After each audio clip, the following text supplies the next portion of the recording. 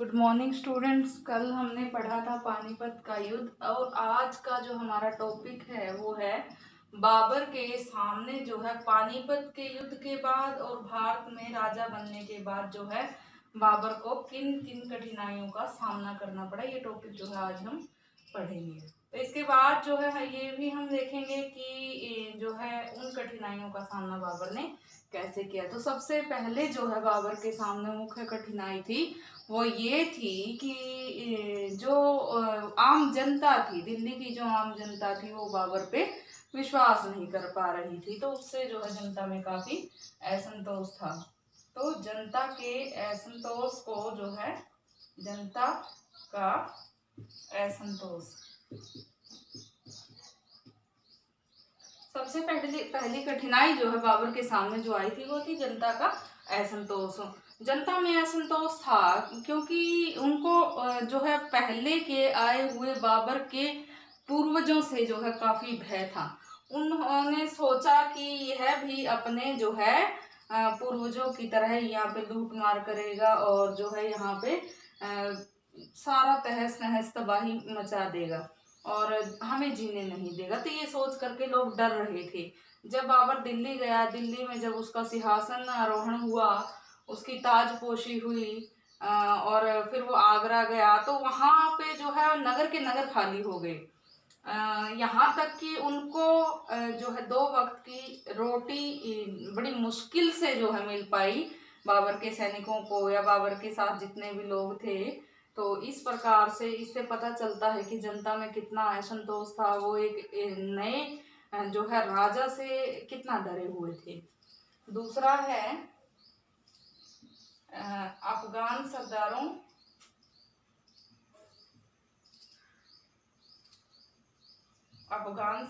का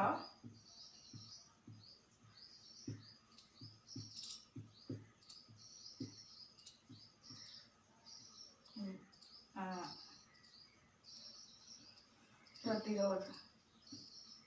जो कुछ एक अफगान सरदार जो इब्राहिम लोधी के समर्थक थे, इब्राहिम लोधी के समर्थकों में जो है चाहे वो मेवात का था, चाहे वो बयाना के आसपास का जो है एरिया हासिल करने वाला सरदार था, इन्होंने क्या किया, इन्होंने सोचा कि क्यों ना हम अपने आप को स्वतंत्र कर लें, क्यों ना हम जो है अपने आप को ही उस एरिया का राजा घोषित कर ले। इसीलिए विभिन्न जो है अफगान सरदार थे, जिनमें निजाम खां का नाम हम ले सकते हैं, तातार खान का नाम हम ले सकते हैं। तो ये जो अफगान सरदार थे, इन्होंने जो है अपने आप को बयाना का, मेवात का और जो है विभिन्न छोटे छोटे क्षेत्रों का अपने आप को स्वतंत्र शासक घोषित कर लिया था। तो इनका भी प्रतिरोध आगे बाबर को सहन करना पड़ा, क्योंकि बाबर का भी जो है दिल्ली और आगरा पे ही कब्जा था, जो बाकी के छोटे छोटे क्षेत्र थे इन पे इब्राहिम लोदी के समर्थक अफगान सरदारों का जो है कब्जा हो गया था। तीसरा जो कारण है बाबर के सामने, तीसरी जो मुख्य कठिनाई थी वो ये थी कि बाबर के सैनिक भी काबुल लौट जाना चाहते थे। जो बाबर के सैनिक थे वो सब देश लौट जाना चाहते थे। तो जो स्वदेश वो क्यों लौटना चाहते थे, क्योंकि एक तो काफी टाइम हो गया था वो बाबर के साथ ही युद्ध में जो है उलझे रहते थे, जिसके कारण जो है वो परिवार से काफी कई दिनों से काफी दूर रह रहे थे। तो दूसरा वो अब ये जो है बाबर की जो सेना थी वो थक गई थी, तो वो अब आराम भी करना चाहती थी और अब यहाँ से वो जाना चाहते थे। उनको जो है अपना देश याद आ रहा था, अपने लोग, अपना घर परिवार याद आ रहा था, तो इसलिए जो है वो सब देश लौट जाना चाहते थे। तो बाबर जो है अकेला क्या करेगा, तो ये मुख्य कठिनाई थी कि किस प्रकार से बाबर अपने सैनिकों को जो है अपने पास अपने साथ रख सके और अपनी जो राज्य से साम्राज्य बनाने की जो उसकी अभिलाषा है, अपने राज्य को जो है भरपूर जो है वृद्धि करने की जो उसकी महत्वाकांक्षा थी, उसको वो शांत कर सके। तो जो उसके सैनिकों में स्वदेश लौटने की जो भावना थी उसको किस प्रकार से शांत किया जाए, ये भी जो है मुख्य कठिनाई बाबर को सहन करनी पड़ी। तो एक और जो समस्या थी सबसे महत्वपूर्ण वो थी राजपूतों की समस्या। राजपूतों की समस्या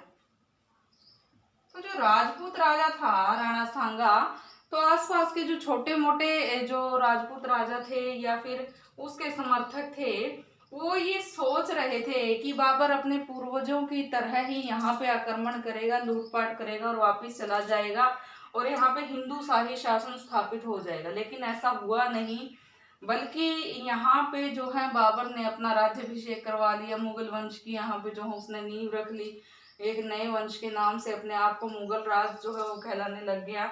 तो जो राजपूत थे वो जो है उससे काफी घृणा कर रहे थे, उससे उसके खिलाफ जो है राजपूतों के मन में काफी असंतोष था।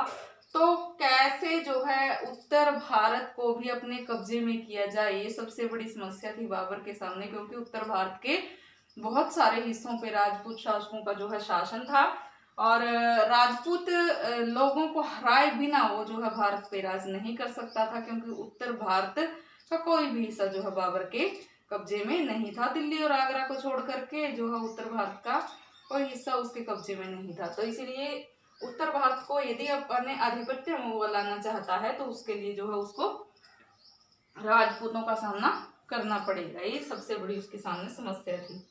तो एक और जो मुख्य कठिनाई का जो है बाबर ने सामना किया वो थी जो है उसका खाली राजकोष।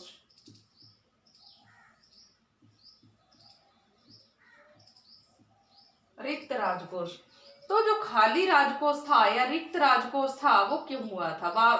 बाबर को हालांकि आगरा और दिल्ली का जब आधिपत्य मिला था, जब उसने दिल्ली और आगरा पे जो है इब्राहिम लोदी को पराजित करके जो है अपनी विजय पाई थी, तो उसका राजकोष भरा हुआ था। लेकिन क्या हुआ कि उसने जो है अपनी उदारतावश जो है वो पूरा राजकोष को अपने सैनिकों में लौटा दिया और जो है उनको धन से माला माल कर दिया। तो इस प्रकार यहाँ से राजकोष खाली हो गया था। तो खाली राजकोष में कहाँ से वो अपने सैनिकों को वेतन देगा, कहाँ से और सैनिक भर्ती करेगा, कैसे वो राजकार्य चलाएगा? तो बिना पैसे के जो है कोई भी काम होता नहीं है। तो इसी वजह से सबसे मुख्य जो समस्या थी उसके सामने कि उसका राजकोष खाली था, वो उसको कैसे भरे बिना किसी अन्य जो है राजा को हराए और किसी अन्य जो है एरिए को जीते बिना जो है ये काम संपन्न नहीं हो सकता था। और इसीलिए जो है राजकोष को भरना भी उसके लिए एक जो है बहुत बड़ी समस्या बन गई थी। तो ये 5 समस्याएं उसके सामने थी जब पानीपत के युद्ध के बाद बाबर ने अपना राज्याभिषेक करवाया, तो उसके सामने शुरुआती 5 कठिनाइयां थी। तो इसके बाद हम बात करते हैं कि राजपूत शक्ति और बाबर के बारे में। राजपूत शक्ति के बारे में जो एक महान राजपूत शक्ति थी राणा सांगा की हम बात करेंगे। राणा सांगा के साथ जो है उसके संबंध कैसे रहे और आगे चल के जो है उन दोनों के संबंधों में आगे क्या जो है उतार चढ़ाव आए। हालांकि कुछ इतिहासकार लिखते हैं कि उन दोनों के जो संबंध थे वो अच्छे थे, क्योंकि राणा सांगा ने ही भारत पे आक्रमण करने के लिए जो है उसको निमंत्रण दिया था। तो पानीपत विजय के बाद जो है वो तो खुद दिल्ली और आगरा का स्वामी बन बैठा, तो इससे जो है राणा सांगा निराश हो गया। तो उसकी जो निराशा थी वो आगे चल के आपसी जो टकराव का है कारण बनी। तो उस आपसी टकराव के कारण दोनों पक्षों में संघर्ष हुआ। तो जो दोनों पक्षों में संघर्ष के कुछ और भी कारण रहे होंगे, तो हम कारण जान लेते हैं कि क्या क्या कारण थे जिससे जो है राणा सांगा और जो बाबर हैं उन दोनों के बीच में दोनों ही पक्षों में जो है टकराव हुआ। दोनों पक्षों में टकराव के कुछ कारण जो है हम देख लेते हैं।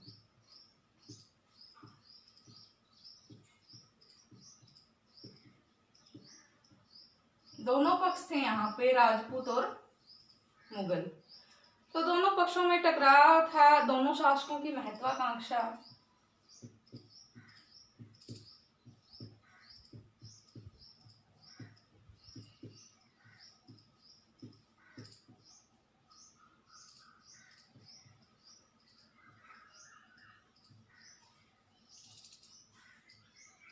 दोनों ही शासक थे महत्वाकांक्षी थे। जैसे कि बाबर के विषय में हमने पढ़ा, बचपन से ही वो महत्वाकांक्षी था। वो ये चाहता था कि जो छोटा सा राज्य का जो वो मालिक है उसका वो विस्तार कर ले, एक बड़े साम्राज्य का वो मालिक बनना चाहता था, इसीलिए उसने भारत पे आक्रमण किया था। तो ये बाबर की महत्वाकांक्षा के विषय में हमने काफी कुछ पढ़ लिया है। हालांकि अगर हम राणा सांगा की महत्वाकांक्षा की बात करें तो वो भी महत्वाकांक्षी शासक था, और उसने जो है बाबर को अपनी इसी महत्वाकांक्षा को पूर्ण करने के लिए ही यहाँ पे आने के लिए न्योता दिया था कि तुम यहाँ पे आओ और यहाँ पे जो है आक्रमण करो और इब्राहिम लोदी को हराओ। तो क्योंकि उसको ये था कि यहाँ से ये आएगा, यहाँ पे आक्रमण करेगा, लूटपाट करेगा और यहाँ से चला जाएगा, और दिल्ली पे और आगरा पे हिंदू शाही शासकों का ही शासन होगा। तो ये दोनों शासकों की महत्वाकांक्षा जो थी वो मुख्य रूप से आपसी टकराव का कारण बनी, जिसके कारण आगे जाके मुगलों में और राजपूतों में युद्ध हुआ। दूसरा हम बात करते हैं, दोनों पक्ष एक दूसरे पर विश्वासघात का आरोप लगा रहे थे, एक दूसरे पर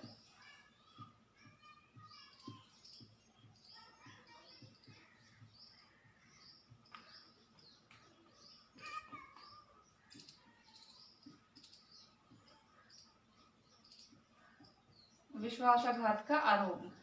तो दोनों ही जो पक्ष थे एक दूसरे को ये कह रहे थे कि तुमने मेरे साथ विश्वासघात किया है। जैसे कि राणा सांगा की ओर से देखें तो उसने जो है पहले उसको बाबर को, हमने पहले पढ़ा है, कुछ इतिहासकार मानते हैं कि उसने बाबर को निमंत्रण दिया था कि तुम आओ और यहाँ पे आक्रमण करो, तो बाबर ने उसके साथ विश्वासघात किया है। लेकिन यहीं पे हम ये भी मान लेते हैं कि बाबर ये कहने लग गया कि राणा सांगा ने मेरे साथ विश्वासघात किया। हालांकि उसने चलो मुझे निमंत्रण दिया था या नहीं दिया था, लेकिन उसने मुझे कोई सैनिक सहायता तो नहीं दी। मैंने अपनी सेना के बल पे, अपने बलबूते पे मैंने जो है पानीपत का युद्ध जीता है, और अपने बल पे जब मैंने युद्ध जीता है तो मैं इसको काहे का जो है आगे इसको अपना भागीदार बनाऊं कि इसने मेरी विजय में जो है प्रतिभागिता की है। तो इस प्रकार से दोनों ही पक्ष एक दूसरे पे जो है घात प्रतिघात कर रहे थे और विश्वासघात का आरोप लगा रहे थे, जिसके कारण दोनों में टकराव जो है आगे वाजिब था। अगला जो कारण है राजपूतों और मुगलों के आपसी टकराव का, वो है राणा सांगा को अफगानों का समर्थन।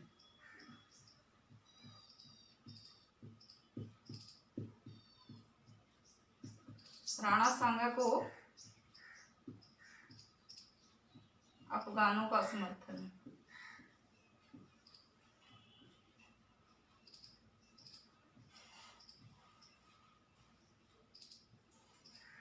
तो जो राणा सांगा था, इसको जो इब्राहिम लोदी का भाई था वो और कुछ अन्य जो अमीर अफगान सरदार थे जो इब्राहिम लोदी के विश्वास पात्र थे, उनका समर्थन प्राप्त हो गया था।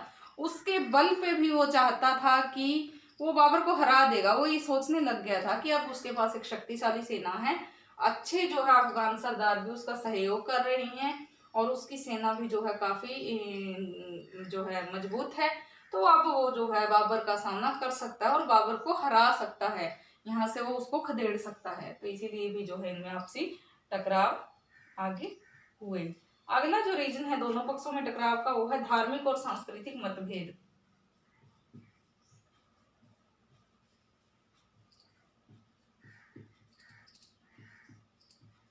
धार्मिक और सांस्कृतिक मतभेद। तो जो ये धर्म था, हमें पता ही है, जो राणा सांगा है वो हिंदू धर्म को मानने वाला शासक है, और जो बाबर है वो इस्लाम का समर्थक है। तो वो जो है इनमें आपसी धर्म को लेकर के भी मतभेद हैं। लेकिन हम ये नहीं कह सकते कि बाबर यहाँ पे धर्म का प्रचार करने ही आया था, वो तो अपनी महत्वाकांक्षा शांत करने आया था। क्योंकि इस बात को लेकर के भी इतिहासकारों में मतभेद है कि धर्म और संस्कृति के लिए उनमें आपसी टकराव हुआ होगा। लेकिन थोड़ा सा अगर हम सोचें गहराई से तो इस बात में जो है थोड़ी बहुत तो सच्चाई है कि धर्म को लेकर के भी जो उनके मन में आपसी खुंदक रही होगी, क्योंकि बाबर जो है इस्लाम का समर्थक था और वो जो है उसका ही प्रचार करना चाहता था और अपने धर्म को ही जो आगे वो बढ़ाना चाहता था, फैलाना चाहता था। और जो राजपूत शासक था राणा सांगा जो है वो भारतीय शासक था। वो अपनी जो प्राचीन संस्कृति है, अपना जो प्राचीन धर्म है हिंदू धर्म, उसको ही महान मानता था और वो चाहता था कि हिंदू शाही शासक ही हिंदू जनता पे जो है राज करे, न कि एक बाहर का आया हुआ कोई भी जो है तुर्क शासक। तो इसीलिए जो है उनमें टकराव हुआ। अगला जो रीजन है वो है राणा सांगा द्वारा बयाना पर अधिकार। राणा सांगा द्वारा बयाना पर अधिकार।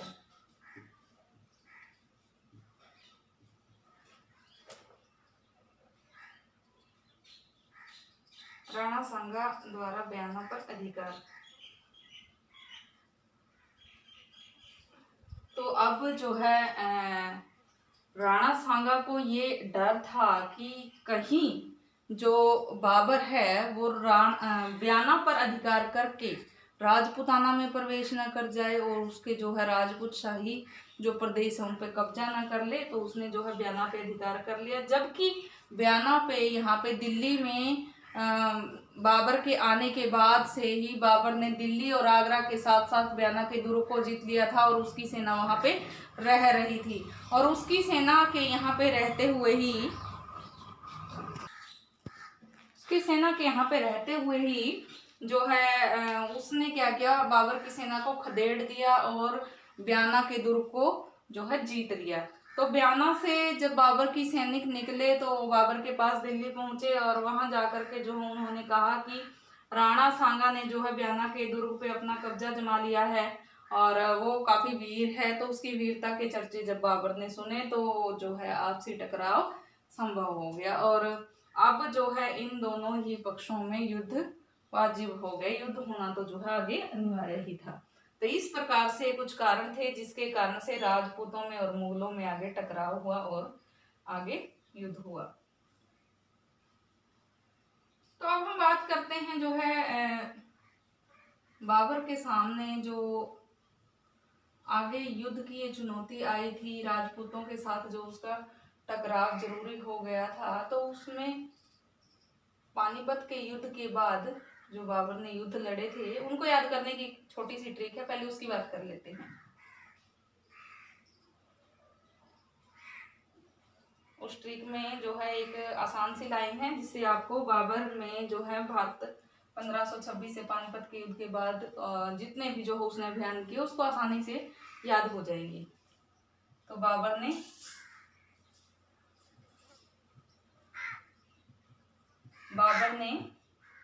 पानी पिया,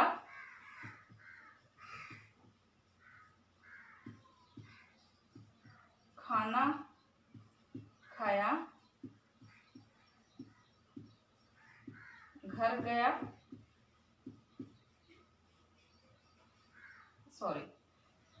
खाना खाया, चल दिया,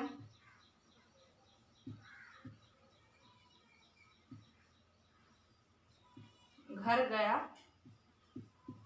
और मर गया। बाबर ने पानी पिया, खाना खाया, चल दिया, घर गया और मर गया। बाबर ने पानी पिया मतलब पानीपत का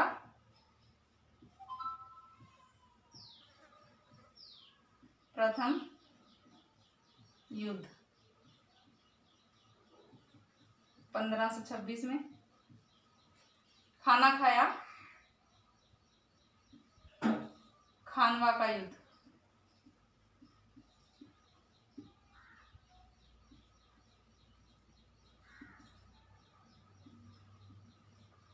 1527 में।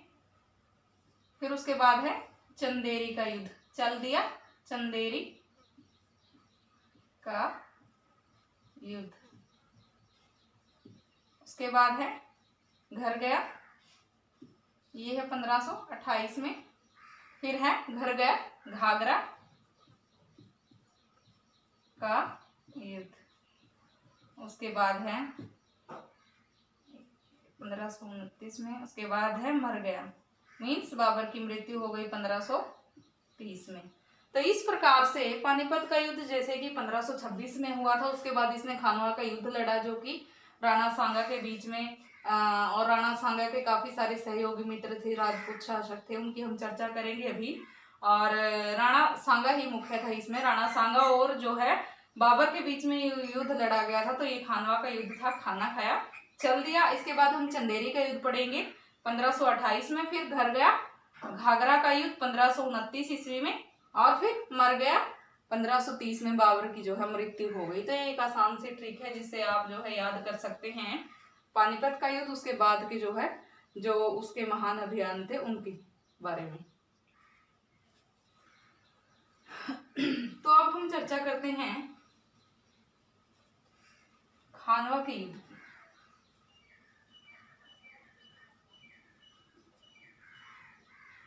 खानवा के युद्ध के लिए दोनों पक्षों की तरफ से तैयारियां जो है भरपूर मात्रा में चल रही थी, और तैयारियां काफी जोरों शोरों से चल रही थी। तो उसके लिए जो है राणा सांगा ने भी अपने काफी सारे आसपास के जो पड़ोसी राजा थे, क्षेत्रीय राजा थे, अपने मित्र राजाओं को जो है संदेश भिजवाया, और जो है अपने सहायता के लिए जो उसने जो है उनको निमंत्रण दिया।